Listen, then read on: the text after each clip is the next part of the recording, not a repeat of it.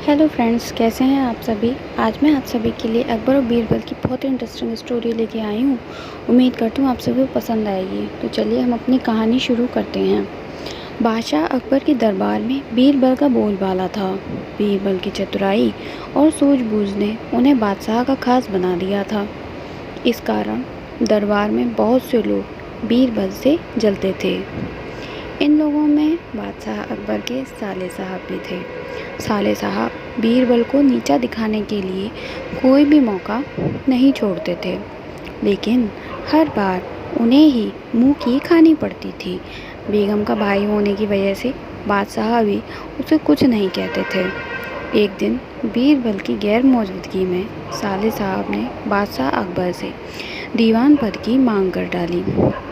बादशाह ने साले साहब की परीक्षा लेने की सोची। उन्होंने साले साहब से कहा कि आज मुझे सुबह सुबह महल के पीछे बिल्ली के बच्चों की आवाज़ सुनाई दी थी।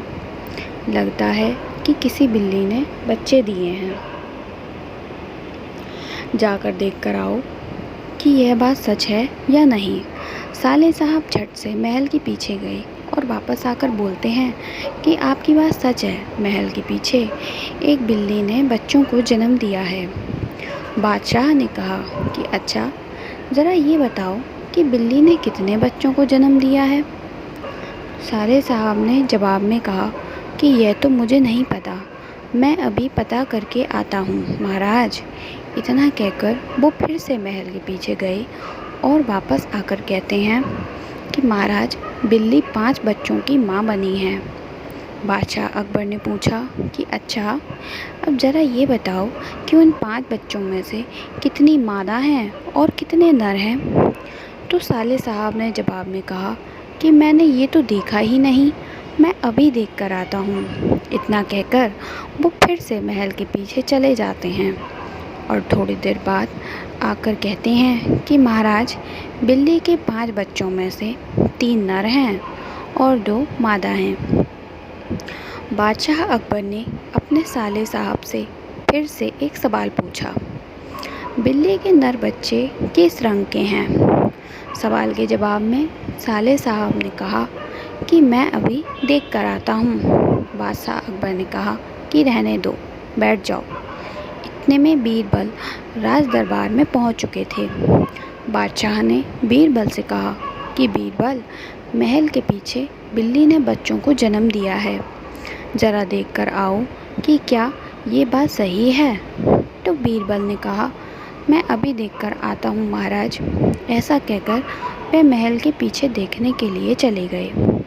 वापस लौटकर बीरबल ने बादशाह अकबर को बताया कि महाराज, बिल्ली ने बच्चों को जन्म दिया है। बादशाह ने बीरबल से पूछा कि बिल्ली कितने बच्चों की माँ बनी है। तो बीरबल ने तुरंत जवाब दिया कि महाराज, बिल्ली 5 बच्चों की माँ बनी है। बादशाह ने फिर से सवाल किया कि बिल्ली के बच्चों में से कितनी मादा हैं और कितने नर हैं। तो बीरबल ने तुरंत जवाब दिया कि महाराज, 3 नर हैं और 2 मादा हैं।